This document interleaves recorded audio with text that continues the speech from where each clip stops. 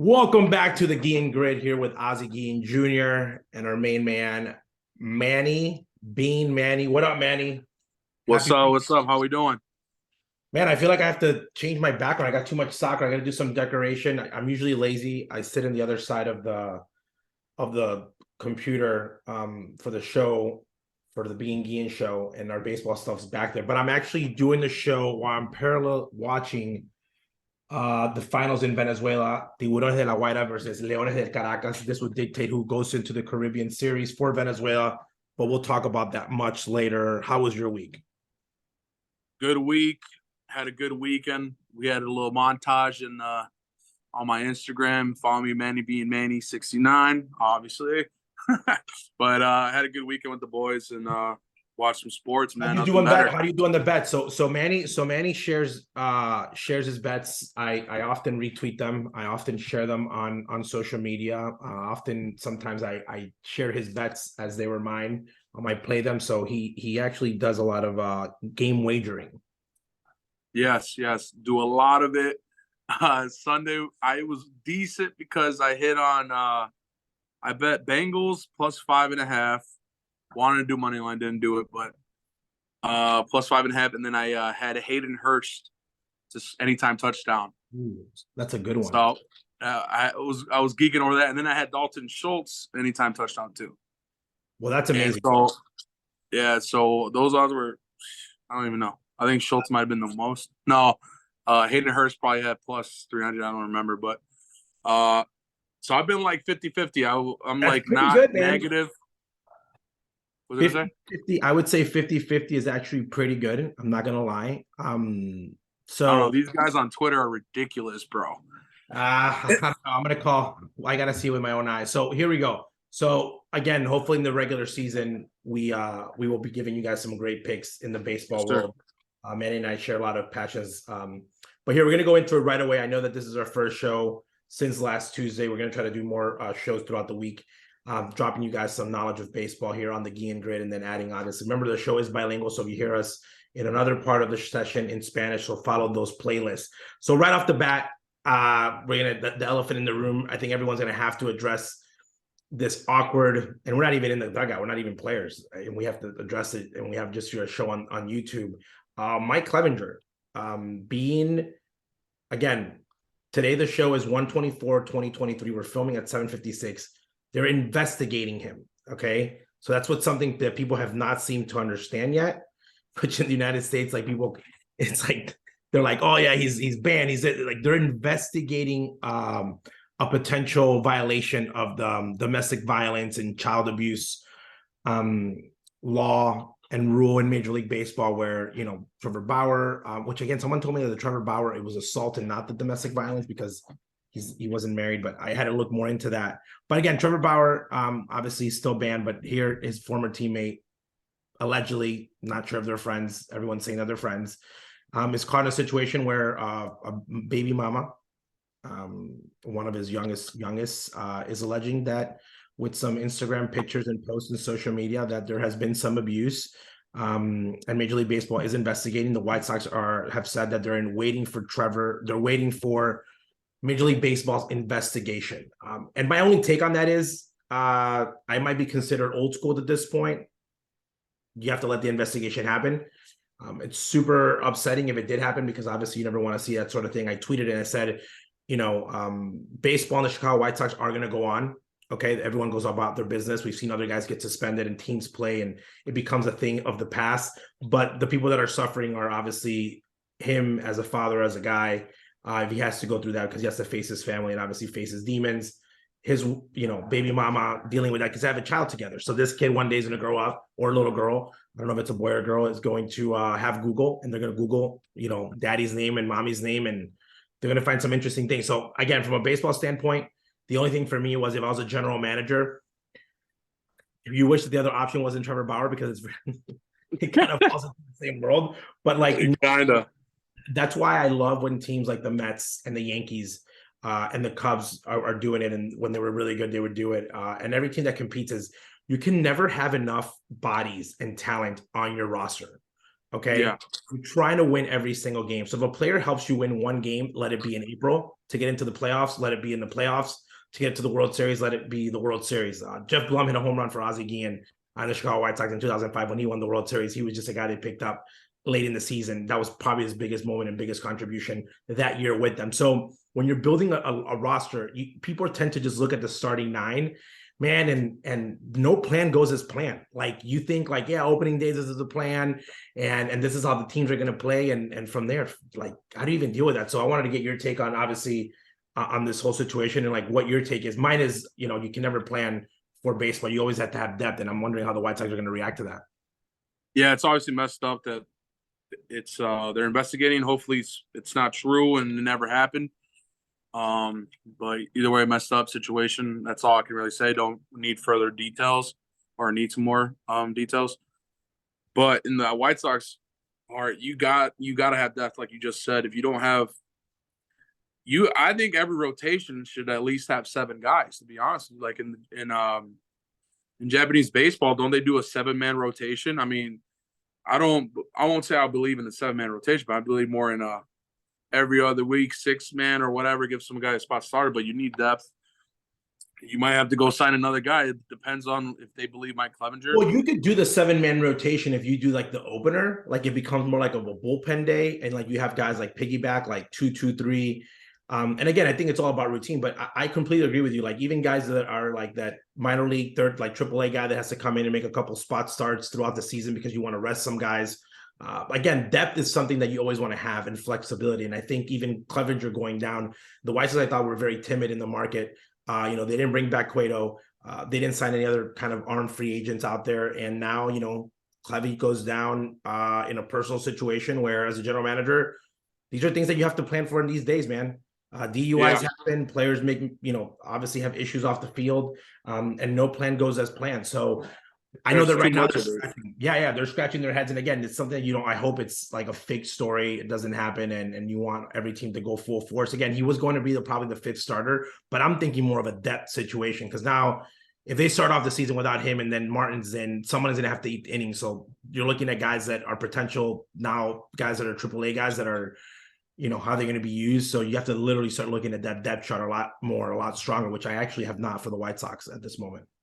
Yeah, I mean, it hasn't really been an active offseason, I feel like, for him. But you got to have depth in that. I mean, if anything, he comes back later in the season after suspension, maybe, or we'll see what happens, right? Well, that's the other one, though. You don't even know what the suspension is going to be. But enough with the dramatic stuff. The only thing is that the team that your Cubs beat, actually in that team, Trevor Bauer, Clevinger, and Mickey Callaway were all in the same team. And Terry Francona. Imagine that dugout, dude. And Juan Uribe. Very random roster. Coco Crisp, probably one of the most random rosters to ever go to the World Series. Great pitching, but those 3 guys were on there. And the reason I bring those guys up, guys, Google it. They've all been suspended for doing something weird again. By Major League Baseball. I thought that was funny. Again, my favorite roster is Tampa Bay Rays. I think it's like 98. It's Ozzie Guillen, Jose Canseco, Josh Hamilton was in the minor leagues. Like it's a bunch of like rando names. All in one team. So let's go into the next one that I wanted to talk to you about today. Obviously here, going down the line. So the next one is the Twins. Okay, let's go the Twins route. The Twins, right when we got off the show, literally like seconds after we got off the taping, the Twins make a really random move. And when I say random, again, I'm not a general manager, but it's random because you're giving up a batting champion, probably pretty much your most consistent offensive player on the Minnesota Twins, year 20, 21, and 22. And you give him up for Pablo Lopez, obviously a front line starter with a huge potential, and 2 minor leaguers, okay, who are 17 and 19, who everyone that I've talked to and everyone that I've read about is like, these guys are supposed to be top prospects. But top prospects are like, the guy in high school most likely to succeed. It usually doesn't happen, but it could. But they traded. So how surprised were you? Because the Marlins, like, are the Marlins contending in the National League East? Like, are they just trying to ruin team? Are they building to trade? Like, what are they doing? I understand a little bit of Minnesota, but I want to get your take on that. Like, what are they doing? Honestly, no idea, but they're putting together a pretty solid squad. And that Johnny Cueto entrance with him with the Dominican Republic flag walking out to the wall. I hope it stays as positive when his ERA and the ball's flying out of there. But he's done really well. I think he can help out. Again, I think Cueto had more for up here. I think Cueto had a lot to do with the trade. When they got Cueto, I think they were like, we have an odd man out, and now we can move him and get a bat. I really think that was maybe their thought process. Yeah, exactly. And then with Luis, I mean, he's a stud. He's going to be on base. He's going to be getting RBIs. And what was he batting with the Twins? I don't even know. I know he's playing he was first. Hitting like fourth at one point with them. Like he's hit first, fourth, second. He started off with them hitting ninth. Again, with that Marlins, he's a great hitter, man. Great hitter. He's not going to have to hit a fourth on the Marlins. Okay, no. That's not going to happen.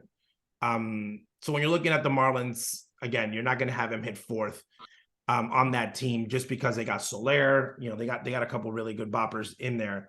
But I feel like they're losing. I think they're banking on like some of those guys like Soler trying to get hot at like the trade, like in July, and then try to trade his contract away because he's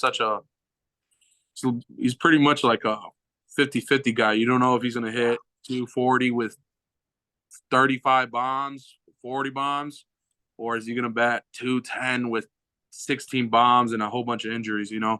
You know what's a funny story about Jorge Soler? Yeah.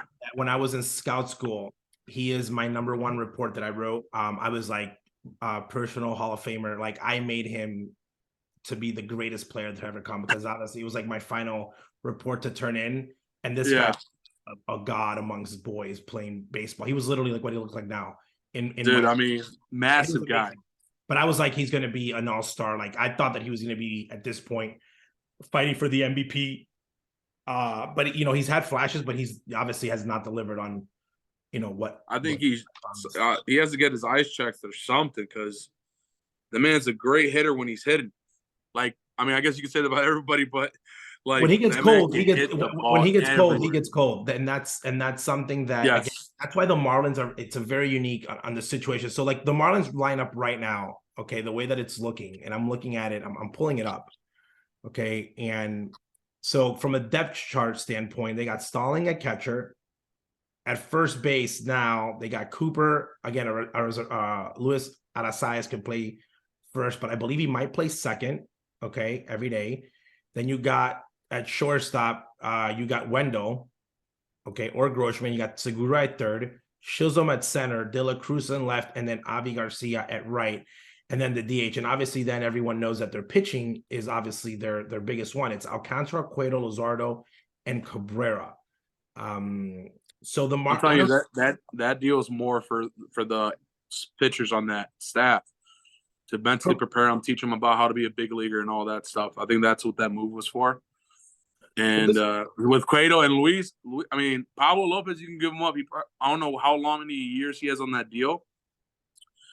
First of all, I'm mad that they gave him up because he's a stud. He's a free agent at 2025. So his numbers, him and Sandy Alcantara are both 26. Luzardo and Braxton are both 24.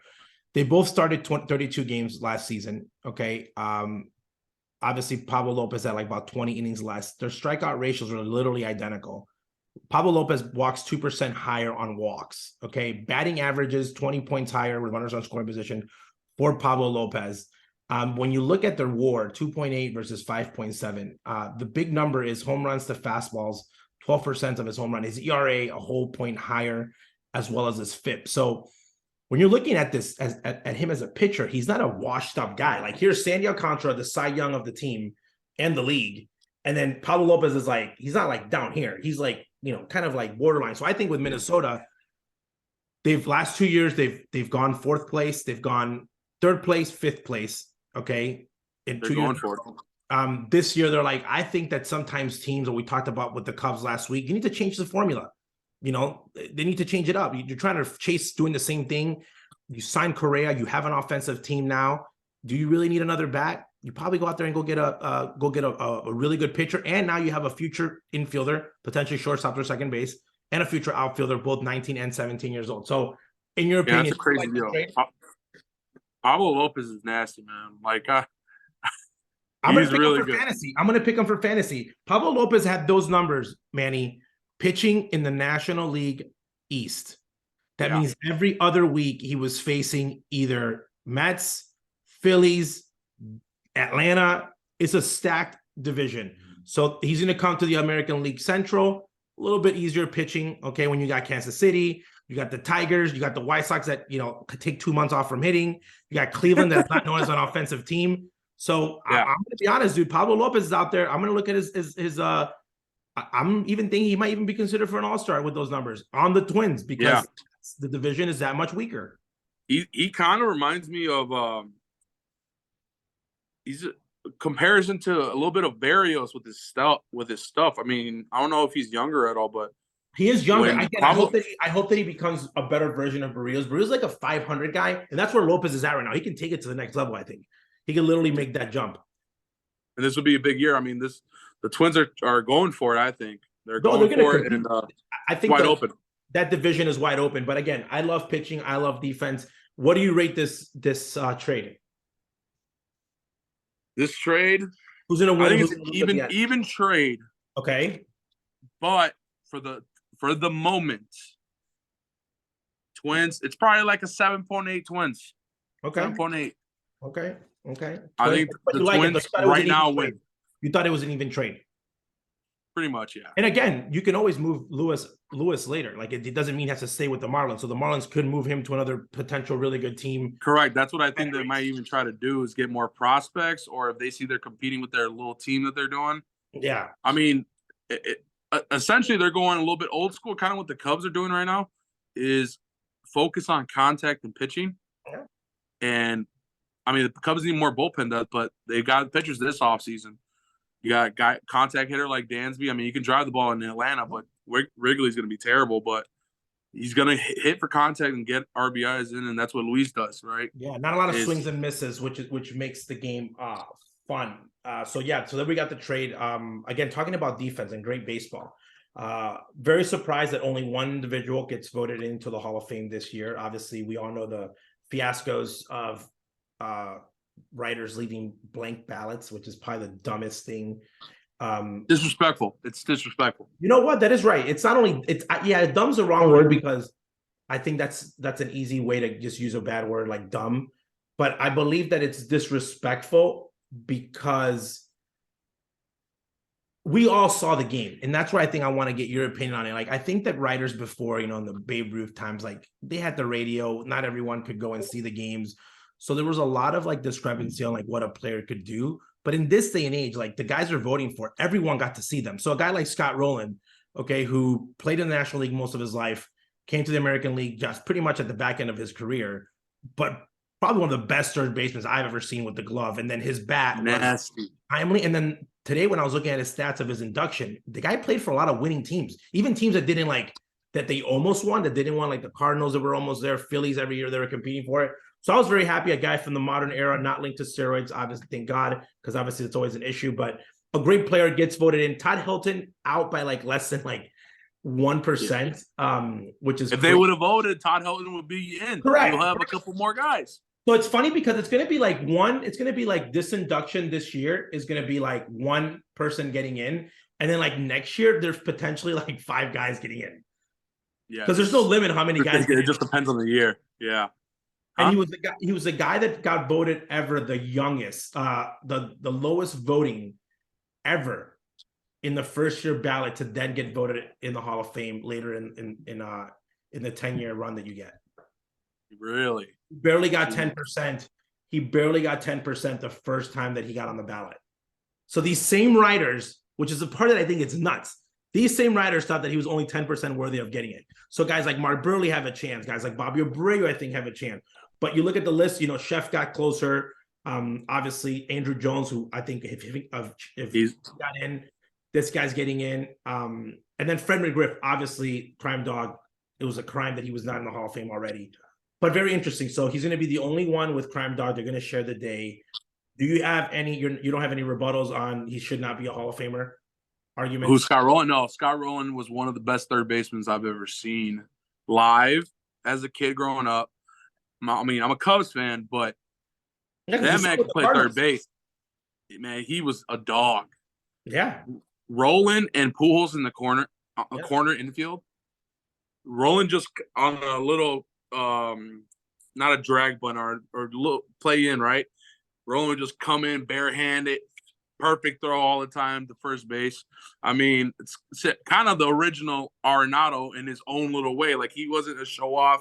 He was just the guy that would get the job done nice and smooth, like nothing crazy, but like you knew if that ball was getting hit to Scott Rowland, he was going to get that fucking ball. No, for sure. Like, so my dad calls him Scooter. So my dad calls him Scooter, always has. And obviously he was coaching a lot with the Marlins and Expos when Scotty was like in his prime.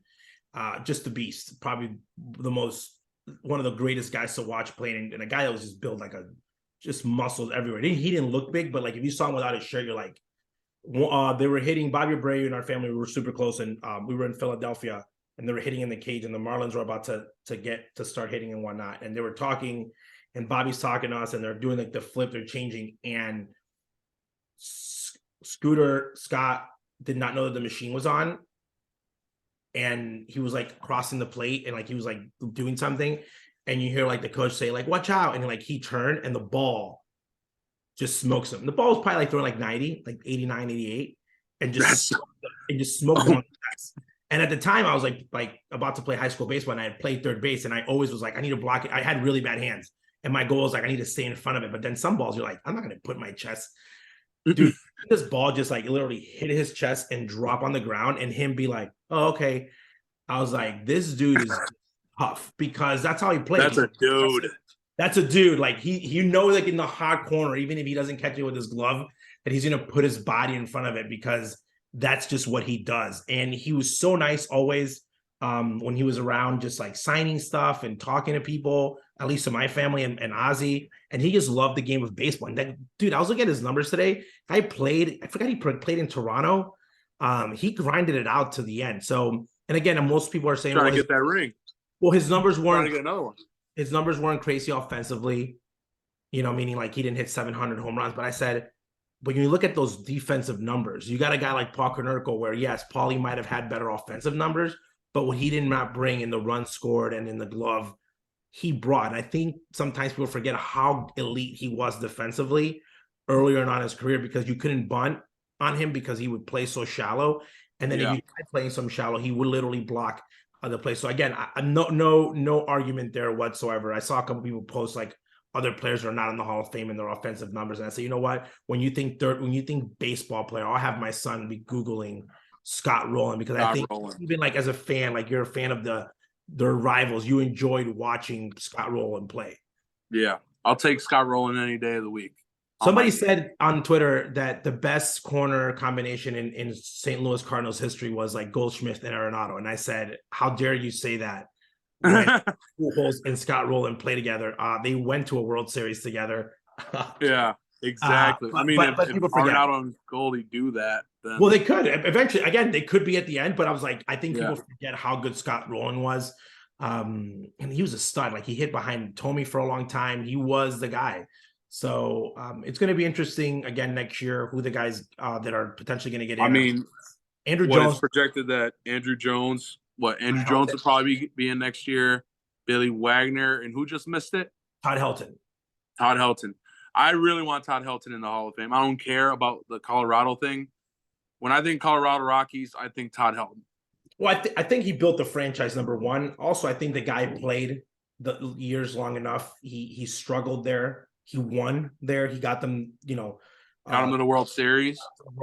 And I think that he was a guy that did everything right, and he deserves to be there. I don't like the whole stadium stuff. If you're going to consider stadiums into the skill set of a player, then you need to take away the uniqueness of stadiums. You need to just say, okay, every stadium needs to be, 390 across the every field, and this is how we're going to play in the stadium standpoint. But I think that's something that's unique to baseball. Like, the bases are the same, but the dimensions of the ballpark could be different. And you get signed where you get signed, just like some guys get lucky with a better field. Some guys get lucky as a pitcher with a shorter field. Some guys are not drafted by the Yankees during the Derek Jeter era. Imagine drafted as a shortstop to the Yankees. Yeah. During the Derek Jeter era. Hey, wait, you're telling me if you're like Pujols or something, though, you're not picking Colorado to go hit, like, to go break that home run record? Let me Of sign the course. league minimum and go break the home run record. Correct. Of course. And you still, and again, this is people are like, oh, I'm like, well, for normal players, it wouldn't make a difference. But for elite players, obviously you want to play in hitter friendly ballparks. That's just, your swing. But that goes all the way back, man. Mickey, who do you think they built that left field porch, that right field porch in Yankee Stadium for? Babe Ruth was a left-handed hitter. It's like, he knew where that money came from, baby. Trust me, if Babe Ruth was an oppo, across the power gap hitter, that center field would be a lot closer, and the dimensions would look very, very, very, very different. So, exactly, it would be. I mean, it's the house that Ruth built. Correct, for a reason. It's like, come on, guys, I want to have there. So the final here 6 minutes that we got going, a little bit more, but Caribbean Series starts February 2nd through February 10th. Is actually in my homeland of Caracas, Venezuela. It's going to be played, the 65th annual one. And right now, the teams from Venezuela are actually trying to figure out who gets in. Both teams from the capital. Ronald Acuna is playing. He actually just hit a home run to take the lead. And he one of the great show-offs, big show hitting it. But we got Licey, which is a great Dominican team, historically. Legendary. We got Los Chiraquis is going for, I believe, Panama. Vaqueros de Monteria, which actually my brother managed, in Venezuela, in Colombia, sorry. They'll be going for their second time around, which is awesome. And then pretty much everything is pretty much wide open at the moment. I think Curacao qualified as well, but I can't see the team right now. Here we go. Let me see the Wikipedia. Here we go. We're going to find When did Curacao get in or get into the... So Curacao got invited. So Curacao won... they got invited. The Wildcats are the Curacao team, and Agricultores Las Tunas en Ganma is the team from Cuba. So you got this year Colombia, Mexico, who doesn't have a winner yet, Perales de Chiraquí in Panama, Puerto Rico. It could either be Mayagüez, I believe, and Carolina. You got Licey for Dominican. You got Venezuela, could be La Guaira or Caracas. Wildcats and Cuba, Agricultores. Cuba, Curacao, Venezuela, Dominicana, Puerto Rico, Panama, Colombia, and Mexico. So they've expanded it, man. They've expanded it, and it's. I've been to one. I've been to when my brother was a manager. It was really cool. You get baseball all day. But this is going to be a great tune-up for the. This is going to be a great tune-up for the World Baseball Classic. That's why I love it, man. Well, I mean, the other years that is the World Baseball Classic to us, right? To decide what country has the best baseball right now. Kind of, I get into it because I want to beat the Puerto Ricans, the Dominicans. I want to show that Mexico can't compete with these guys, even though it's tough, man. Because Dominicans and all you guys over there, Venezuela, all those guys, Caribbean, you guys go nuts. Mexico needs a little love, and that's why I like the Caribbean series because we play big time in the series usually, and this is a good warm up for the World Baseball Classic. I don't know the rosters they still got to figure out who's going to qualify for Mexico, but if there are any guys for the WBC teams, I'm excited, man. I need those guys to be ready. And I'll be rooting for Mexico again. Mexico has got a great league. Again, top notch, probably one of the best summer leagues, and then obviously the winter league, one of the best ones. Dominican obviously always dominates per se, but I love that new teams are joining it, obviously, to expand it. But baseball year round, a lot of prospects from the American players that will play in the big leagues. I believe that winter ball is a great way for them to prepare. And now, obviously, the Caribbean Series gets them also prepared for the WBC. So the WBC, obviously, World Baseball Classic, the World Cup of Soccer baseball version, you could say. So it's going to be fun. Again, it's going to be a lot of fun, and we'll see who comes out of Mexico. And I think Mexico hosts usually the best Caribbean series. It's the top-notch ones, but a great time to watch great baseball with a different flair. And you'll see some old guys in there. Some old guys that you haven't seen in a while. Oh, correct. So Emilio Bonifacio is the captain for Licey. He hasn't played the big leagues in a couple of years. And they're legends over there. Correct. Like already legends, but they're like they play in the league and they're going nuts. Correct. Everyone's going nuts for them. So we'll see. We'll get great representation again. Sometimes teams are allowed to obviously expand their rosters and bring players that were part of the league as, extra ringers, like recruits, refuerzos, they call them, to obviously help their country win. So we're looking forward to it. We'll loop back in, especially when we have the decisive teams in. But man, we fly when we're talking baseball. Yes, sir. Yes, sir. It becomes so short. Manny, have a great night. Let's stay in touch. hopefully from here to the next time we meet, we have great news. We hit a lot of winners. And let's get people. God willing. God willing, my friend. Big hugs. I'll talk to you soon. Stay in touch, and let's get some wins. Talk some more baseball. Yes, sir. Vamos. Bye.